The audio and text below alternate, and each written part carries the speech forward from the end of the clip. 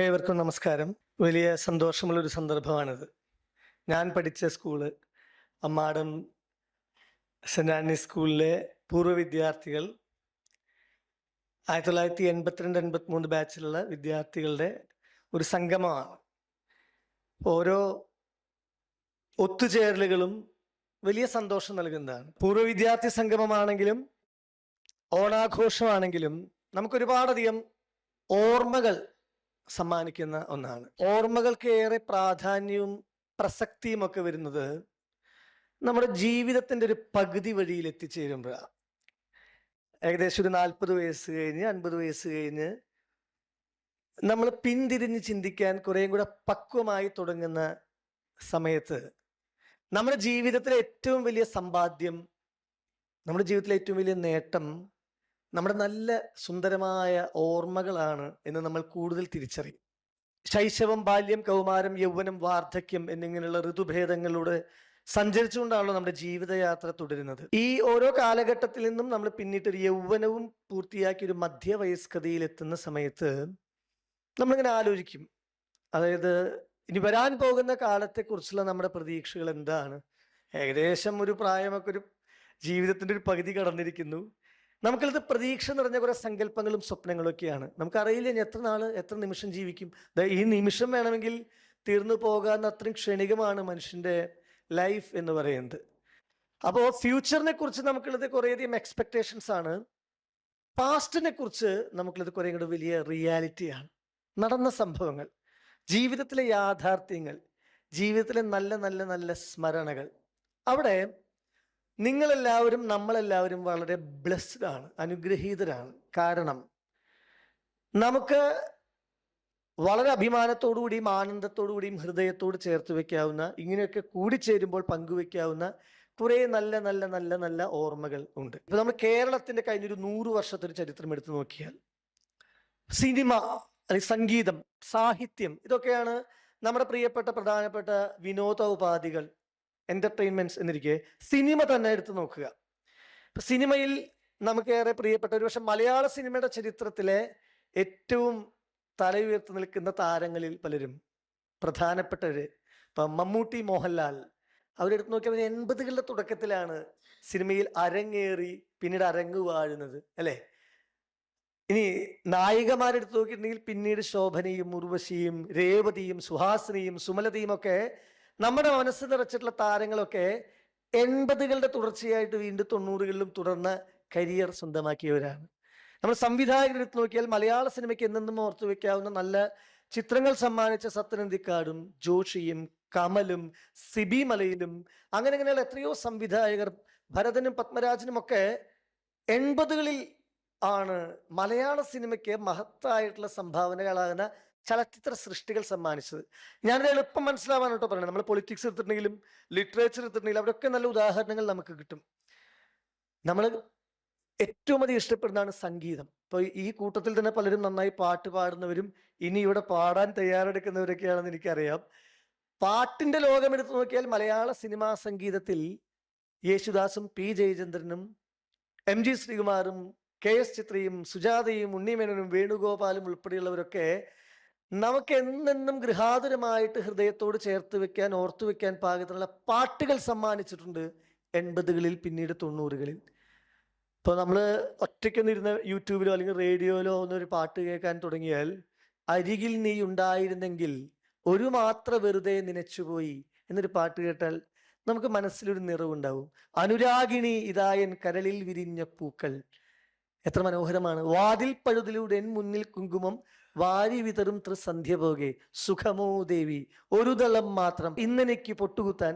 എത്രയോ തരം പാട്ടുകളൊക്കെയും 80കളിൽ നമുക്ക് കിട്ടിയ വലിയ സമ്മാനങ്ങളാണ്. ഞാനത് നിങ്ങളോട് എടുത്തു പറയാൻ കാരണം, നിങ്ങൾ 80കളിൽ ബാല്യവും പിന്നീട് കൗമാരവും കടന്ന് യൗവനം ആഘോഷിക്കാൻ തുടങ്ങിയവരാണ്. അപ്പോ കേരളത്തിന്റെ സാമൂഹിക സാംസ്കാരിക സാഹിത്യ ചരിത്രമൊക്കെ എടുത്തു നോക്കിയാൽ 80കൾക്കുള്ള ഈ പ്രാധാന്യം, അതിൻ്റെ വസന്തം, അതിൻ്റെ ഊഷ്മളത, അതിൻ്റെ സൗന്ദര്യാത്മകത നിങ്ങൾക്ക് അനുഭവിച്ചറിയുവാൻ നിങ്ങളുടെ നല്ല നല്ല ചെറുപ്പത്തിൽ പറ്റി എന്നുള്ളത് വലിയ നേട്ടമാണ്. എത്ര സമൃദ്ധമാണ് 70s 80s ഒക്കെ. പിന്നീട് കാലം കടന്നുപോയപ്പോൾ സാങ്കേതിക വിദ്യ പുരോഗമിച്ചു. ഇന്ന് വിരൽത്തുമ്പിൽ വിസ്മയം തീർത്തുകൊണ്ട് ടെക്നോളജി നമ്മുടെ ജീവിതത്തിന് എല്ലാ സൗകര്യങ്ങളും നൽകി. നമുക്ക് ഏറ്റവും വേഗത്തിൽ കാര്യങ്ങൾ ചെയ്യാൻ എളുപ്പമാക്കി. നമ്മുടെ ലൈഫ് ഫെസിലിറ്റീസ് മാറി, നമ്മുടെ വരുമാനം കൂടിയിട്ടുണ്ടാവും. അങ്ങനെ അങ്ങനെ പുതിയ തലമുറയ്ക്ക് അവരുടെ സന്തോഷത്തിനെ നിർണ്ണയിക്കുന്നതിൽ ഈ സാങ്കേതിക വിദ്യയുടെ ഉപയോഗം വലിയ പ്രസക്തമായ ഒരു ലോകത്ത് ഒരുപക്ഷെ അവർക്കുമുണ്ട് സന്തോഷമൊക്കെ, അവരുടെ ജീവിതവും നിറമുള്ളത് തന്നെയാണ്. പക്ഷെ അവർക്ക് എത്ര കണ്ട് അനുഭവിക്കാൻ പറ്റാത്ത ഹൃദ്യമായിട്ടുള്ള അനുഭൂതികൾ അനവധി മുൻ തലമുറയിൽപ്പെട്ടവർക്ക്, നിങ്ങൾക്ക് അല്ലെങ്കിൽ നമുക്ക് ആസ്വദിക്കാൻ പറ്റിയെന്നുള്ളതാണ് നമ്മുടെയൊക്കെ ജീവിതത്തിലെ ഏറ്റവും വലിയ ഭാഗ്യം.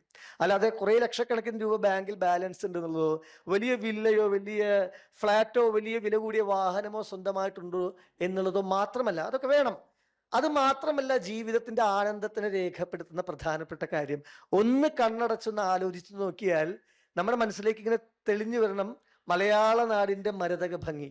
ഓണക്കാലം എന്ന് പറയുമ്പോൾ നമ്മൾക്ക് ഓണം ആഘോഷിക്കാനായിട്ട് പൂ പൊട്ടിക്കാൻ വേണ്ടി, പൂക്കളമിടാൻ വേണ്ടി, അല്ലെ, സദ്യ ഒരുക്കാൻ വേണ്ടി, സുഹൃത്തുക്കളൊക്കെ കൂടി കളിക്കാൻ വേണ്ടിയൊക്കെ വളരെ സമയമെടുത്ത് വളരെ ക്ഷമാപൂർവം നമ്മൾ സ്നേഹപൂർവ്വം പങ്കുവെച്ച നിമിഷങ്ങൾ ഇന്നത്തെ വേഗതയേറിയ പുതിയ കാലഘട്ടത്തിലെ കുട്ടികൾക്ക് അത്ര കണ്ട് ആസ്വദിക്കാൻ പറ്റുന്നില്ല.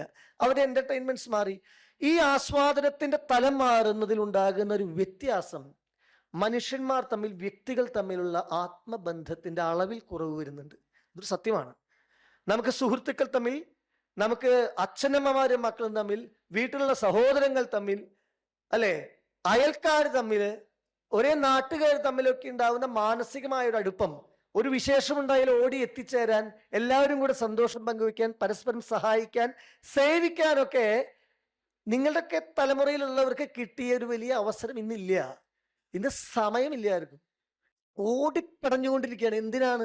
സന്തോഷത്തിന് വേണ്ടി, സുഖത്തിന് വേണ്ടി സമ്പാദിക്കാൻ. എന്നിട്ട് അവസാനം പലരിലും സംഭവിക്കുന്നത് സ്വന്തമായി ഓർത്തു വെക്കാൻ നല്ല ഈ നേരത്തെ പറഞ്ഞ പോലെയുള്ള ഹൃദ്യമായ അനുഭവങ്ങൾ ഇല്ലാത്തതിന്റെ നിരാശ, ഡിപ്രഷനാണ്. ഒറ്റപ്പെട്ടു പോകുന്നു പലരും ജീവിതത്തിൽ.